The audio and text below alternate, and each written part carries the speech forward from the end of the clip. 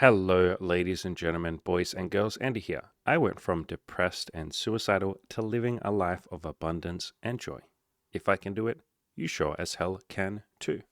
I got this comment on a recent YouTube video that says, I'm extremely blessed to be in the position of no longer freezing up very often once I actually start talking. I now have a certain challenge related to the video.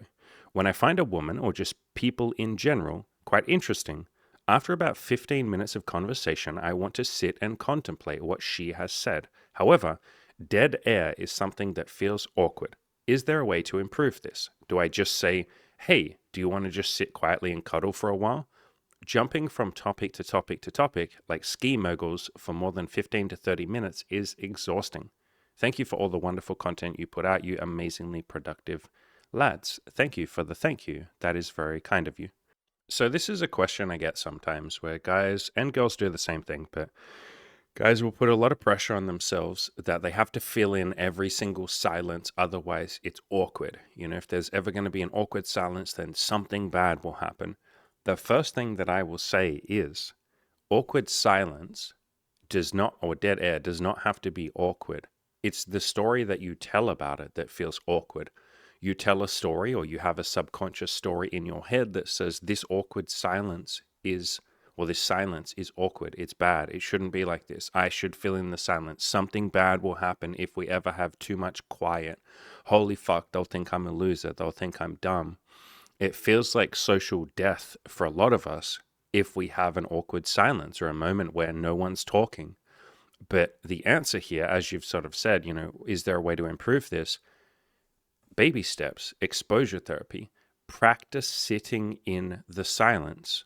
Mother Teresa, one of my favorite people, has a quote that goes, in the silence of the heart, God speaks. And what she's basically saying there is if you can sit in silence for a little bit, God or the universe or whatever you might believe in speaks to you. It's like you actually have a moment to actually think about what is being said. And I think the person asking this question, I think you already know that, brother, because there's a part of you that goes like, I just kind of want to sit quietly and contemplate. I want to think about what's just being said because in that moment of quiet contemplation, you actually get a chance to think. You actually get a chance to think of something intelligent to say rather than just rushing to fill in some awkward, supposedly awkward, dead air. It doesn't have to be awkward. Silence can be a beautiful thing. So start with a little bit of exposure therapy. What you're going to do is the next time you're having a conversation, I want you to play a fun little game in your own head of how long can I go without talking? Like how long can I let there be silence? And at first, you might only be able to do 5 seconds of silence. Some people literally can't go 5 seconds of fucking silence before they have a brain aneurysm and go, holy shit, I'm a loser. I let there be an awkward silence. This is so awful. I'm going to die. So go 5 seconds. If you can do that, amazing. Then aim for 6 seconds, then 7, then 8, then 9, then 10. And you're trying to draw out that silence and be okay with it. And eventually you can get to a point where there's 30 seconds, a minute, 5 minutes of silence. When I hang out with my friends or when I hang out with a woman, I can go infinite amounts of time with silence. I've had times where I just chill with my boys and we just sit there and we don't say anything for like 10 minutes. It's not awkward, it's beautiful. It's fucking nice. I've had long periods of time of silence with one of my best friends, especially. He's a very quiet, contemplative guy as well. And we've had moments where we're quiet in each other's presence for like over an hour. Like literally neither of us say a single word for an hour. And then if one of us does speak, it is the most like incredibly thought out, like well thought out statement or concept or philosophy or something, because you've just had an hour of silence to think about what you're about to say. And so, breaking that silence, you're about to say something pretty fucking important. And so silence can be an absolutely beautiful thing. Again, Mother Teresa, in the silence of the heart, God speaks. When you shut the fuck up for half a second, you might actually say something fucking wise. But again, most of the time, we just get so caught up in that neuroses and that anxiety of like, I can't have any dead air. It's awkward. Oh my God, something bad will happen. And you just blurt out a bunch of bullshit. Like most of human conversation is filling in the gaps. It's saying something just for the sake of saying something because you're afraid to not say anything at all. You're afraid to look like a loser. You're afraid it might be slightly awkward. So exposure therapy, practice sitting in the silence. If this is something that you want, and by the way, you don't have to do this, but this guy wants to. So if you want to get better in the silence, the only way to do that is to be in the silence more, which means you might have to slowly embrace the thing that currently makes you feel a little bit uncomfortable. And again, you can do baby steps with that. Give yourself permission to suck with that. If you can't go more than 5 seconds without talking, that's okay. Welcome to the vast majority of humanity. There's nothing wrong with you. Give yourself permission to suck and just slowly take baby steps to get a little bit better at this. Because when you can get to a point where you're able to sit there for a long ass time. I can be on dates with someone I've never met before, and I can have like fucking 10 minutes of silence if I wanted to. They almost always fill in the silence first. In fact, I was on a date recently, maybe like 3 months ago, and Imogen is getting more comfortable with silences. She's not perfect at it, but she's getting better, just with practice. And I'm obviously very comfortable in silences, but we were with a girl and she was 19, and a 19-year-old girl is probably not going to be very good at just sitting quietly in the silence, right? The younger you are, generally speaking, the more nervous and insecure you are around silences. By the time you get to your 70s or 80s, you like the silence. You're okay with it. You don't give a fuck anymore. But younger people tend to struggle with this the most, and that's okay. I used to struggle with this a lot too. And so the three of us are on a date, this 19-year-old girl, me, and Imogen, my girlfriend. And we had a moment of silence, and it was just really nice. It was really fucking nice. We're sitting on a train together, and this was on the first date. And, I kind of looked at her, and it was just nice and silent, and I smiled at her. I kind of giggled. I like this silence. You can sit there and smile at people. So I smiled at her and giggled. And then she kept filling in the silence with like stuff that wasn't, I could tell she didn't want to talk about it. Or I got the feeling she didn't want to talk about it. She's just talking about bullshit, right? Making small talk. And eventually I just kind of look at her and smile really gently. And I was like, you don't have to fill in all the silences. It's okay if we sit here and it's quiet. And she kind of was a little bit awkward about that, but then she calmed down a little bit. And then she just started looking out the window and she looked kind of happy and peaceful. And then we sat there for a little bit of silence, and then eventually the conversation picked back up when one of us had something interesting to say. We weren't filling the silence with just crap that we didn't care about. And it was nice. She got to feel a little bit of calm, probably for the first time she's ever done that on a date, right? And so silence can be a beautiful thing if you call it a beautiful thing. And so, for you listening here, or for you asking this question, you're saying, what do I say? Bro, it doesn't matter what you say. Say whatever you want. What you've written here sounds great. Yes, sure, say that. Like, don't ask me what to say. I'm not your dad. Say whatever you want, my friend. Like, I give you permission to say this statement if you want to. This sounds great. Go and say this if you want to. But yeah, you can just say exactly this. Hey, I kind of like the silence. Do you want to just chill for a little bit? Or hey, what you just said is like really making me think, holy fuck. Like, damn, like that's some deep shit. Like, give me a second. Let me think about that for a second. That's amazing. And then you just sit there and think about it for a few seconds. Like I said, just practice going like 10 seconds, then 15, then 20, then 30. Like, literally just be like, yo, I need to think about that. That's incredibly deep what you just said. You'll give yourself enough time to think, and then the conversation will naturally pick back up. But you're not giving yourself a chance to do that right now. And so you're sitting in this silence that you call awkward. It doesn't have to be. And if you're nervous to sit in that silence, like I said, you already kind of know what to do, man. It's like, do I just say, yes, just say this. That's great. That's wonderful. Just say that. There you go. Hey, I just want to sit here quietly. These people that you're on dates with, or these friends that you're hanging out with, they're on your team. But right now you're treating them like they're the other, like they're almost like the enemy. They're on your team, bro. They're your teammates. You can literally say to your teammates, hey, I want to sit here in silence for a little bit.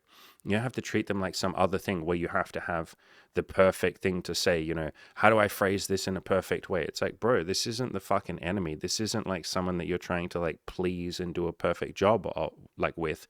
This is your friend or a woman that you're on a date with. They're on your team. Say whatever you want. It doesn't matter. But reach out to them and be like, hey, teammate, I would like to sit here in silence. I'm in my own head right now thinking that I should fill in this gap. You could even say that. Do you ever try and fill in gaps or awkward silences? And then she'll be like, yes, because I'm a human being just like you. And that's what human beings do a lot of the time. And then you can play a fun game with your teammate and say, hey, teammate, would you like to have a fun game with me? Do you want to sit here and see how long we can be silent for? Do you want to play a fun game of like, how long can we go without talking? And that, by the way, especially on a date, my God, that is a beautifully intimate and very interesting and unusual thing to be doing on a date. Most people don't do shit like that. Like, do you want to just sit here and be in each other's presence and just enjoy each other's company in silence for like 30 seconds? And she'll be like, holy fuck, I didn't even know if that's possible because I'm anxious and neurotic too about awkward silences. And so you both just, you know, you can say, hey, we'll help each other. You know, you don't have to be perfect with this. I'll help you be silent and you help me be silent. And we'll just play a fun game. And if you break and you want to talk because it feels awkward, you're allowed to do that. Like, no, I won't judge you. And then let's set a stopwatch and then get your phone out, you know, go bam, hit the stopwatch and see how long you can go. And then after like 10 seconds or 15 seconds, one of you will probably start giggling, or, you know, maybe she'll be like, oh God, this is so awkward. And you can be like, oh, fuck, it is, isn't it? I'm feeling awkward too. Okay, fuck. Like, we made it 10 seconds before you talked. And then, you know, you reach out, you high five her and you be like, good job, girl. Like, we did 10 seconds. That's pretty good. Like, I reckon most people in this bar or this cafe or wherever you are, I reckon most of them couldn't go 10 seconds with the stranger. We did a good job, woman. Like, holy fuck, we're really good at this.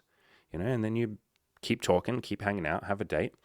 And then, you know, half an hour later or 10 minutes later, you go, do you want to try again? Let's see if we can beat our personal record, beat our previous record. And she'll go, okay. And you go, all right, we got to go at least 15 seconds. And I'm counting on you, woman. You are not allowed to talk this time, okay? You got to shush your mouth, okay? You promise? And she'll go, I promise. And you go, good girl. Okay, let's go. You hit the stopwatch. And then maybe after 20 seconds, you start giggling and you crack up. And she's like, stop giggling. And you're like, giggling doesn't count as talking, woman. You just talked. You broke. Oh my fucking God. And she'll be like, no, I didn't. You giggled. And you go, okay, no, I'm starting the stopwatch again, woman. And this time we're going to both be quiet. I won't giggle.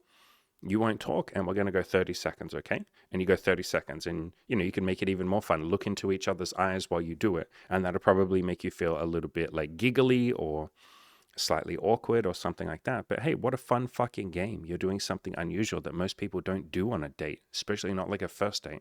Definitely be a memorable, fun little date, won't it? And then you go 30 seconds and you high five again. You go, good job, woman. We did 30 seconds. So to be, you know, to really underline it, your question here, I love this question, but you're asking a question as if you're on a date or hanging out with people where they're like the enemy. Like you have to do a perfect job of like making yourself look cool in front of them or something. No, bro, they're on your team. They're your potential teammate. If you would just be willing to reach out to them and say, hey, teammate, would you like to help me with this thing?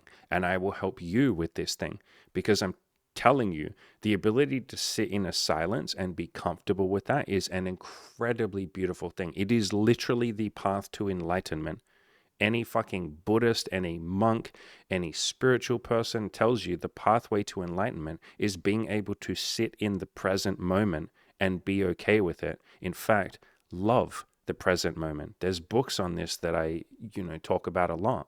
This book, I've talked about this book many, many, many times. Loving What Is by Byron Katie, one of my favorite books, talks about how to love the present moment and just be okay in the present moment. Literally, we are talking about the pathway to enlightenment and the pathway to peace and the pathway to stoicism and just being okay wherever you are, not needing to fill in the silent, not needing to grab your fucking phone and like scroll through a bunch of bullshit social media apps that you don't really care about, not needing to fill in the gaps in the conversation so that people think you're interesting and cool and that you can fit in. If you can sit in silence and be happy in that, oh my God, you are a man or a woman who does not need anything, and you are powerful. You are fucking powerful. You feel so fucking powerful, and other people think you're powerful if you can just sit there and be okay in the silence. People go, holy fuck, this is a confident human being. I want to be around them. I want to get to know them. I want to hang out with them. They make me feel confident and peaceful and happy. Because if you can sit in the silence and not need to feel that dead air, man, you feel safe to be around. It feels like you're not an anxious, neurotic mess, because if you're sitting there trying to anxiously fill in every gap in the conversation, you come across as anxious. People feel anxious around you because you're anxious. And part of how humans work, and a lot of animals, is that we bounce off each other. If one person's anxious, that makes the other people anxious. If one person's calm, that makes other people calm down around them. And animals will fucking calm down around you. I think we all kind of know that. If you walk up to a dog and you're all like shaking and like nervous and like anxious, the dog sometimes barks at you and backs away and goes like, why are you being weird? Like, are you going to hurt me? But if you walk up to a dog and you're peaceful and calm and you're like, hi, little doggy, and you just chill and you move very slowly and calmly, man, it's what people tell you when you encounter an animal in the wild, don't they? They say, move very slowly, be very calm. And then the animal will calm down around you. But if you start going like, fuck you, snake, I'll fucking kill you, bro, like the snake might attack you or is more likely to attack you. And so if you can be a man or a woman who's comfortable in the silence and comfortable pausing and just sitting there and being okay, my fucking God, do people feel good being around you? And so again, you can make this something where you're on the same team as these people. In fact, I insist on it. It will make it 10,000 times easier for you if you say to them, hi, would you like to practice this skill with me? I've been working on being okay with awkward silences. I'm working on being okay with just being myself and not needing to do a good job of the conversation. Would you like to practice that with me? Would you like to practice our confidence in not always needing to have something to say? Would you like to help let go of your neediness and your validation seeking? Because I'm sure you have that, because I definitely fucking have that, and most people I've asked have that. So would you like to practice letting go of some of that with me? Would you like to practice just being okay right now with me on this date, even if you don't do a perfect job? Would you like to practice giving yourself permission to suck? And she or he can help you with that. And on that note of giving yourself permission to suck, that's what you're kind of missing here. Like if you look at this whole question, and this is a great question, good job asking this question and opening up. But a lot of this question is you not giving yourself permission to suck. You're saying, I have to do a really good job of the conversation. I have to fill in the dead air. I have to be interesting. It's because you're trying to get something from the other person. You're trying to get acceptance. You're trying to get validation. You're trying to get them to think that you're interesting. You're trying to get them to think that you always have something to say. You're trying to get them to think that you're not weird. You're trying to get them to think that you're not awkward. If you let all of that neediness go and all of that trying to get something from the other person and just say, you know what, I don't need anything. It's okay if they think I'm awkward. It's okay if they think the silence is weird. It's okay if they think I'm not good at conversation.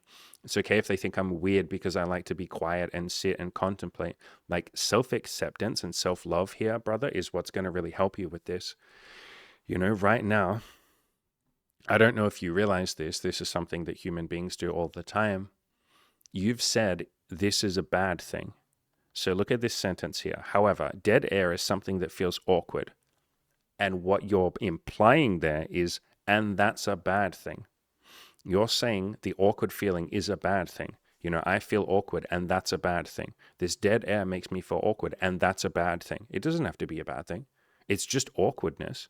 You felt awkwardness in your life. This is what giving yourself permission to suck helps with. And this is what giving yourself permission to suck feels like. It's sitting in a feeling and being okay with that, embracing it. What bad thing happens if you feel awkward? What are you so afraid of, you know? What is the big fear here? That the other person will think you're awkward? Cool, let them. Great. Lots of people are going to think you're awkward no matter how hard you try to convince them otherwise. Lots of people aren't going to like you, even if you're the most lovable, likable person on the planet. Some people just won't like you. You know, even if you're really great at conversation, some people won't like that. And what you're labeling as a bad thing, dead air is a bad thing, in the same way that you like sitting and contemplating and having some silence, there are a lot of other human beings out there like that. I am one of them. There are a lot of women out there that would love to just sit with you in silence for like 30 seconds, but you're too busy yapping and you're too busy saying an awkward silence is a bad thing. You've labeled it a bad thing.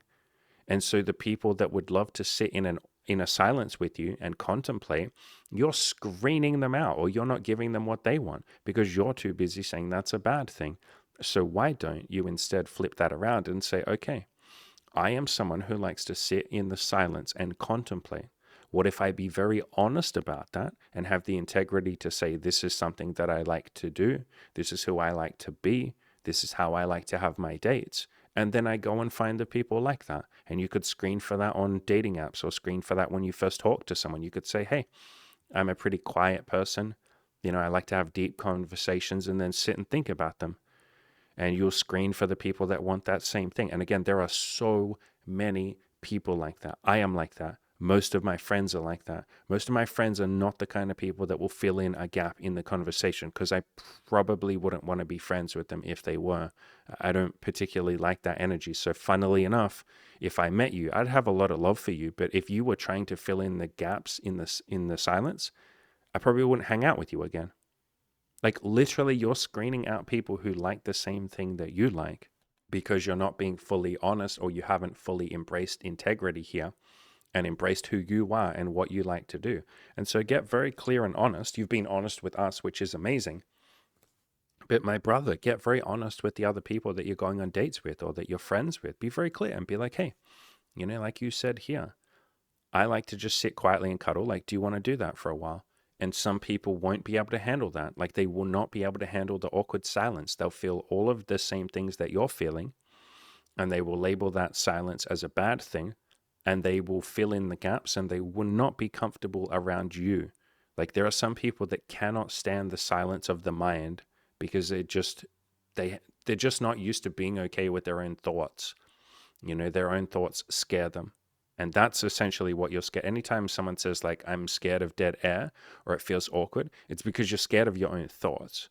In those moments where you're silent and there's a supposedly awkward dead air moment, it is the thoughts in your head that you're uncomfortable with. The thought that says, this is awkward. That's the bit that makes you uncomfortable, not the silence. The silence is literal nothingness. How could nothingness make you uncomfortable?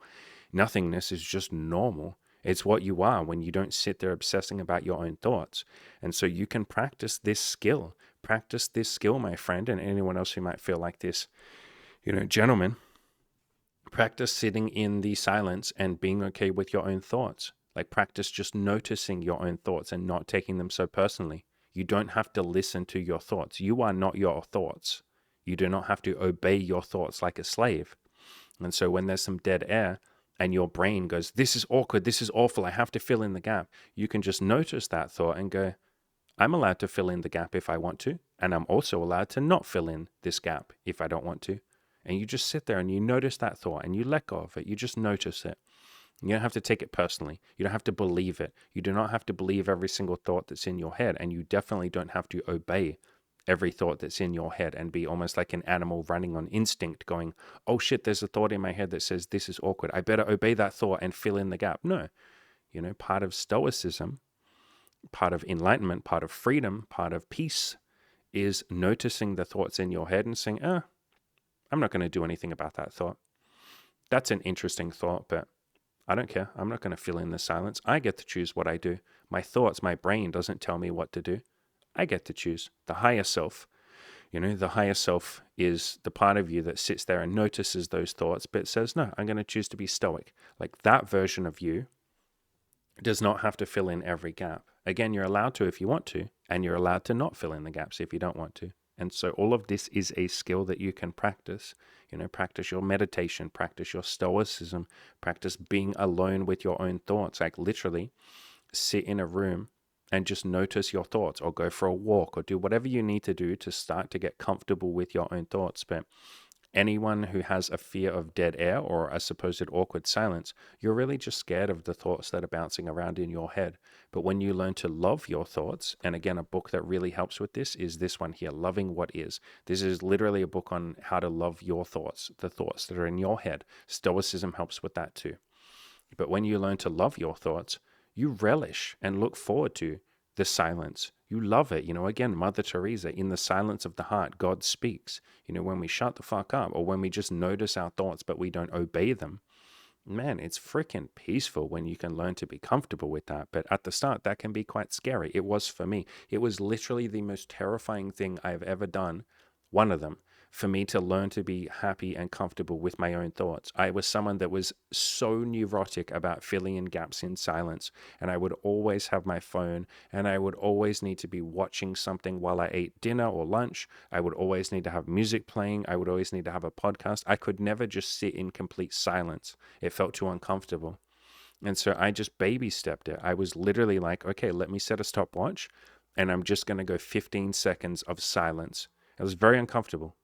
And then when I could do that, okay, I'm going to go 30 seconds and then a minute and then 2 minutes. And I slowly crept my way up to now I could sit there for like 10 hours doing nothing. That'd be like the most beautiful time of my life. Like I enjoy doing nothing more than I enjoy doing something. I literally would rather sit there, and I do for hours a day. It's what I spend probably most of my time doing, just contemplating, laying on the couch and just thinking, going for a walk and just thinking, being out in public and just noticing people and what they're doing and how they go about their life and the thoughts in my head and all of that, and not attaching to my thoughts. So, this is something that you can practice. I would practice this on your own, and then you can practice it with other people. Practice being comfortable in your own silence and with your own thoughts. Learn to love the thoughts that are in your head, and then when there are thoughts like that in your head, when you're in public with someone else where you're like, oh man, this is so awkward. You're like, I love that thought. It's okay that this is awkward. It's not a bad thing. And so that's something else you can do, my friend, or anyone else who feels like this. Whenever you find yourself saying something is bad, like, you're saying dead air is something that feels awkward, and that's bad. It's bad to feel awkward. Whenever you feel yourself saying that, like you have that implied thought of like this is bad, or that judgment, you're basically judging the silence. You're judging it as awkward. You're judging awkwardness too. You're saying awkwardness is a bad thing. It doesn't have to be. It's just awkwardness. It's just a feeling. Feeling sad doesn't have to be a bad thing. It's just a feeling. Feeling angry doesn't have to be a bad thing. It's just a feeling. We label these feelings as bad or negative. We judge the fuck out of them, and then we live in fear of them. And that's essentially this bit I've highlighted here, is you're sort of living in fear of a little bit of awkwardness. You're like, holy shit, something bad would happen. But if you can take away that judgment and just say it's just awkwardness, you're a lot more peaceful, and you can be comfortable with that emotion or that feeling. And something that can really help with this is adding the sentence, and that's okay, to the end of every sentence that you say. There's some dead air when I talk to people, and that's okay. The dead air sometimes feels awkward to me, and that's okay. I feel awkward. It's okay. This bit here, I'm not really sure exactly what I should say, and that's okay. I might say it in a clumsy way, and that's okay. I feel exhausted when I jump from topic to topic for 30 minutes, and that's okay. Feeling exhausted is okay. And so all of these things, you can just add the sentence, and that's okay, to the end of it, and feel that little bit of peace and that little bit of letting go, because none of this stuff is bad. You've just labeled it as bad. And we do that as human beings. That's just the way the mind works. It wants to label things as good or bad, good versus evil, this versus that. I want this, I don't want this. Awkward is bad and this is good. Like, if you can let go of that label and just notice the feeling, it's just awkwardness. It's not bad. It doesn't have to kill you. Awkwardness isn't going to kill you. The thoughts in your head are not going to kill you. If you can be okay with those thoughts, then this is a lot more fun. But yeah, man, really good question. This is a really common question that a lot of people have, where they're like, there's an awkward silence. What do I do? So yeah, if this helped, that's awesome. If this didn't help, that's awesome too. If any of you want more help with this topic or anything else, I have coaching. I will leave a link in the description to that. But you're allowed to have silence, and it can be a beautiful thing. In fact, would any of you, I mean, you can't reply to me, can you? Why don't we do a fun little game right now? Why don't we sit here for, fuck it, let's say a minute. I will set a stopwatch. And why don't we, actually, we'll do it without a stopwatch. Why don't we sit here for a minute and we won't say anything? And maybe that will be slightly awkward. Maybe it won't.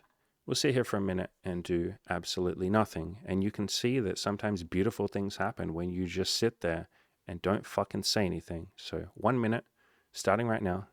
Let's go.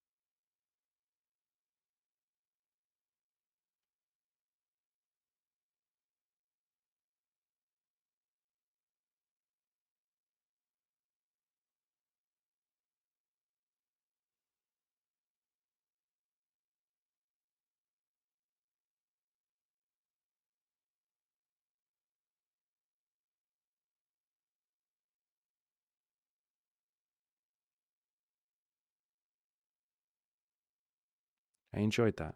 Thank you.